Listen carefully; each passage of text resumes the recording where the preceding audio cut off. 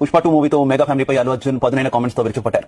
ఎవరా బాస్, ఎవరికి రా బాస్, ఆడికి, ఆడి కొడుక్కి, ఆడి తమ్ముడికి కూడా నేనే బాస్ అన్న డైలాగ్ డైరెక్ట్ గా మెగా ఫ్యామిలీని టార్గెట్ చేసినట్టు అభిమానుల్లో టాక్ నడుస్తుంది. రే నువ్వు ఇలాగే వాగినావో అనంతపురం తీసుకుండా పోయి గుండు గీకిస్తా అన్న డైలాగ్ కూడా గతంలో జరిగిన పరిటాల రవి పవన్ కళ్యాణ్ ఘటన గుర్తు చేస్తోంది. ఈ నేపథ్యంలో పుష్ప 2తో తన వర్షన్ ఏంటో చెప్పాడు అల్లు అర్జున్. ఇక ఇదే విషయానికి సంబంధించి మరింత సమాచారం మా ఫిల్మ్ కరెస్పాండెంట్ వినోద్ అందిస్తారు.